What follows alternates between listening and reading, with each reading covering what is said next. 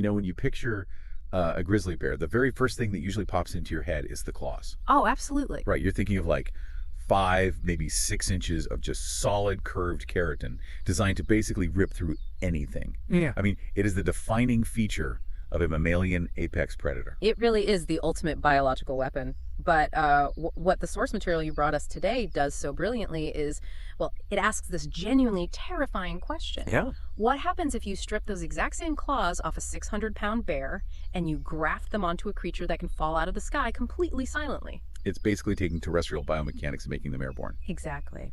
Well, welcome to today's deep dive. We are looking at this incredibly detailed breakdown of all 27 recognized eagle species across the globe, and they are ranked entirely by this concept of power. Right. Power.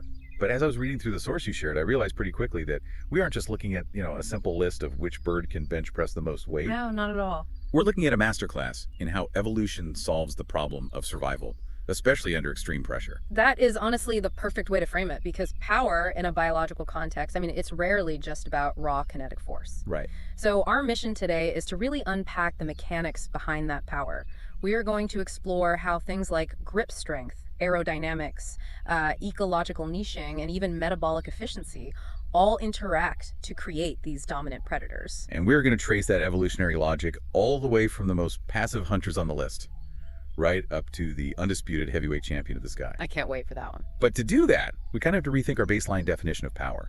So let's start by looking at the environmental problem of the dense tropical forests in South and Southeast Asia. Okay. Because the crested serpent eagle sits at the absolute bottom of this power ranking, at number 27. The very bottom, yeah. Now, this bird has a 4 to 5 foot wingspan, but its hunting strategy involves almost no flying at all. It will literally sit on a single branch in the canopy for hours, just virtually motionless, waiting for a snake to cross its path. It's like a patient sniper. It really is. But since this bird is at the bottom of the power rankings, does that mean it's, failing at being an eagle?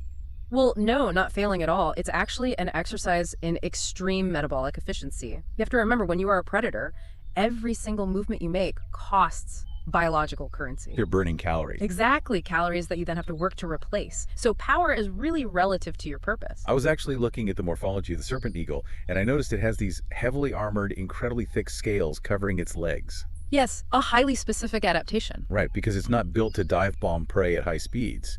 Because, a high-speed impact against a venomous snake could result in a fatal bite. Oh, absolutely. Single bite would be the end of it. So instead, it just relies on that sniper patience. And those thick scales act as armor when it finally just drops down to pin the snake. The biomechanics perfectly match the strategy. By minimizing its energy expenditure, the serpent eagle doesn't need to consume massive amounts of food. It operates on a very low-calorie budget. Which is why it has a conservation status of least concern. Right. Exactly. From an evolutionary standpoint, power isn't always about being the biggest, baddest brute in the forest. Sometimes it's about possessing a strategy that just consistently works without draining your energy. So it's the ultimate long game. It really is. But then, if we look at another featherweight in the ranking, the booted eagle at number 26, the survival strategy completely shifts from that static patience to just dynamic maneuverability. Yeah, the booted eagle is fascinating. And it gets its name because it has feathers running all the way down its legs like little boots. Yeah, feathered boots. But it's a genuinely small eagle, only about 20 inches long. Its environment requires it to hunt small birds and insects in highly cluttered, dense foliage. Which, as you can imagine, requires an entirely different aerodynamic profile. If you take a large, heavy bird with massive wings and try to fly it through dense branches... It's going to crash. Exactly, it's going to crash immediately. The booted eagle solves this through a concept called wing loading, which is basically the ratio of the bird's mass to its total wing area. Right, so a lower wing loading means you can make incredibly tight turns without stalling out. Exactly. It's sort of the difference between a nimble fighter jet and, like, a heavy bomber. The booted eagle uses its smaller mass to just pivot and twist through these tiny gaps in the canopy to catch its prey. So what it lacks in muscle, it completely makes up for in agility. Right, it doesn't have a knockout punch, but its power is all about geometric precision. And that precision ensures it can exploit a food source that larger eagles simply cannot physically reach. But, what happens when the environment changes? What do you mean? Well, if you take away that dense forest canopy and place an eagle in a landscape where food is drastically scarce or spread out over thousands of miles. Agility suddenly becomes useless. Exactly. The definition of power has to shift from maneuverability to pure stamina and opportunism. Which brings us to the endurance flyers and the opportunists. And I have to say, the behavioral psychology of these birds gets super fascinating here. Oh, it really does. Let's take the tawny eagle at number 22. It lives across Africa and parts of Asia, weighs about 5 pounds. But your source highlights that it is a notorious kleptoparasite. Which is a fancy scientific term meaning it steals food from other predators. Right, it will literally straight up harass a smaller bird until that bird drops its hard-earned catch. Now, I have to push back a little here because isn't stealing just kind of lazy? It seems that way, yeah. Like, how does being a winged thief make you a powerful predator? Well, we have to reframe that. Yeah. Because in the wild, energy conservation is basically a superpower. Okay, fair. Hunting is dangerous. A single kick from a rabbit or a bite from a rodent can cause an infection that kills a bird of prey. So if a tawny eagle can just use its size to intimidate another bird into surrendering a meal, it secures those necessary calories with zero risk of physical injury. Oh, wow. So it prefers an easy meal over burning calories in a fight. Exactly. In a harsh environment, opportunism is a highly effective form of power. Work smarter, not harder. Precisely. But of course, opportunism only works if there is actually food around to steal. Right. And if there isn't, we look at the steppe eagle at number 12.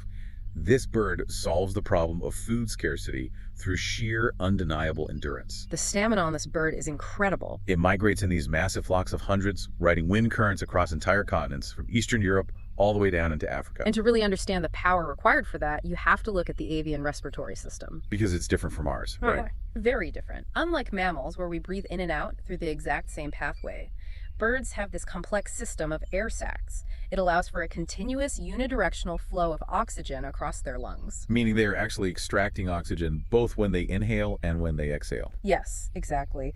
And the steppe eagle has basically weaponized that respiratory efficiency. It isn't using its power to crush giant prey. It mostly just eats ground squirrels. Right. It is using its muscular and respiratory power to sustain flight for thousands of miles. The mechanical durability required to just ride those wind currents across a continent year after year is a staggering biological achievement. So for the steppe eagle, power isn't about crushing strength. It's about physical stamina. Exactly. Okay, so we have patience, agility, opportunism, and stamina.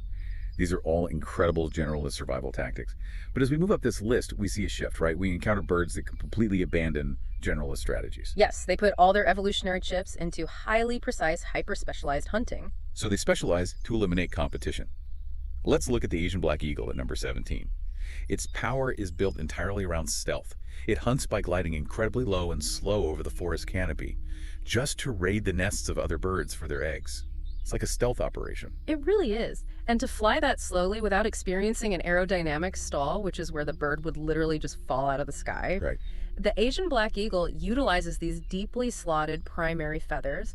Those slots reduce turbulence, allowing it to generate lift at speeds that would make any other eagle crash. It's essentially hovering. Exactly. And then contrast that delicate, low-speed wing control with America's famous bird, the bald eagle, sitting at number 10. The bald eagle. Despite its majestic reputation, it also practices that kleptoparasitism we talked about earlier. It does very aggressively. Yeah. It's basically a winged schoolyard bully. I mean, we're talking about a 14-pound bird diving at 100 miles per hour just to rob an osprey of its fish. The physics of maneuvering a body that size at those speeds just to bully another bird, it requires immense structural integrity in their skeletal system. But if we want to talk about extreme specialization, we have to look at Verreaux's eagle at number 9. Yes, in the mountainous regions of Africa. Right. This eagle has made a really dangerous evolutionary bet. It eats almost nothing but rock hyraxes, which are these small cliff-dwelling mammals. And because they rely on this single, elusive food source, they really can't afford to miss.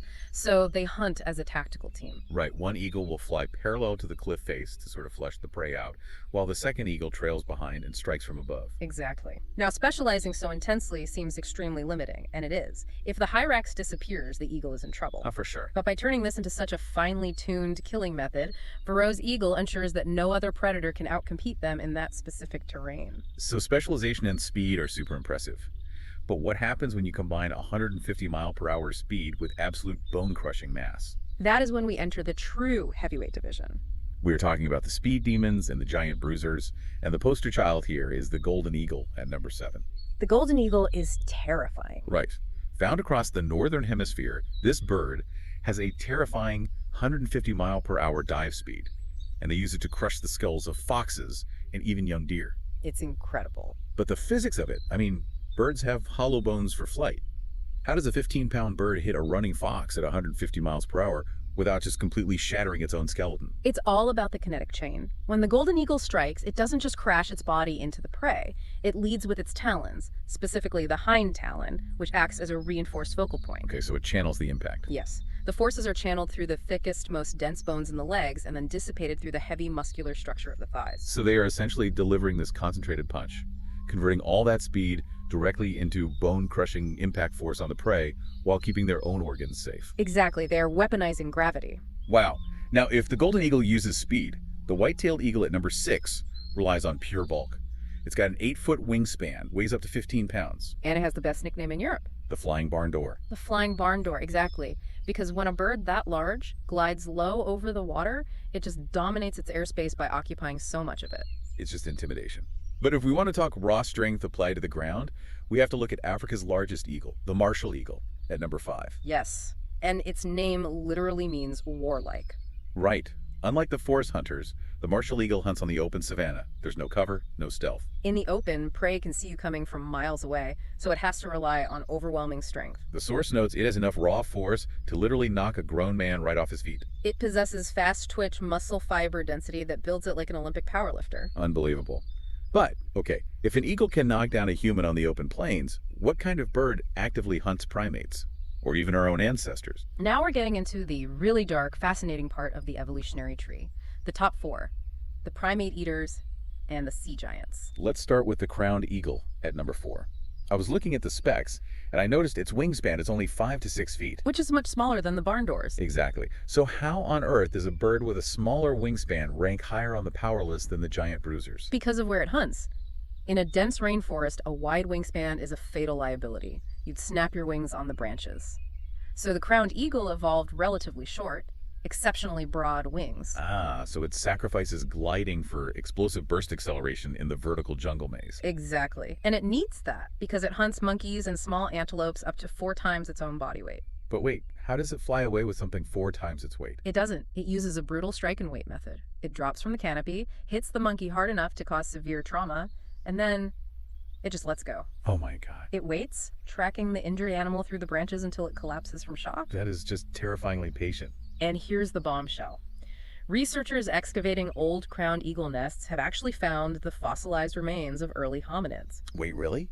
Human ancestors? Yes, our ancient ancestors were hunted by this bird. That is chilling. But while the crowned eagle is this dense forest fighter, we also have sheer bulk in the marine environments. Steller's sea eagle at number 3. A true giant, weighing up to 20 pounds. And it has this massive, deeply arched, yellow-orange beak. Which it uses for ripping salmon in freezing waters. It doesn't need stealth. It uses that beak for pure mechanical leverage to overpower its environment. And just edging it out at number 2 is the rare Philippine eagle, which boasts the largest body length of any eagle. It actively snatches monkeys right off the rainforest branches. Which requires immense core stability in the air, right, to pull a struggling mammal off a branch without stalling. Exactly. So we met birds that eat human ancestors, birds that weigh 20 pounds, birds that pluck monkeys out of the jungle. What terrifying creature could possibly beat them all to claim the number 1 spot? The undisputed heavyweight champion, the harpy eagle. Found in Central and South American rainforests, females weigh up to 22 pounds. And as we mentioned at the start, claws the size of a grizzly bear's. But what separates the harpy eagle from the rest of the pack isn't just the size of the claws.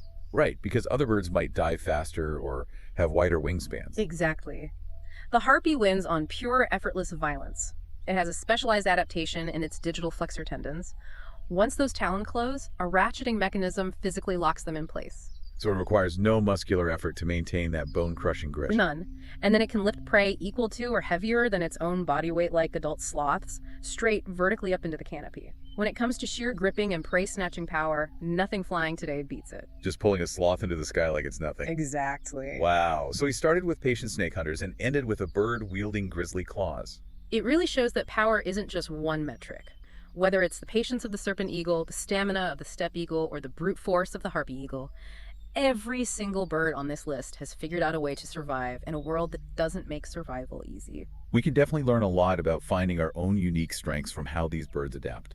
But as we wrap up, I want to leave you with one final thought to mull over. Okay. Our entire ranking today was based on human metrics of physical strength and impact. But if the global environment radically changed tomorrow, wiping out all the large mammals, would the grizzly clawed harpy eagle still be number one? Or would the patient, low-energy snake hunter at the very bottom suddenly become the most powerful survivor of them all? That is a great question. Something to think about. We'll see you on the next deep dive.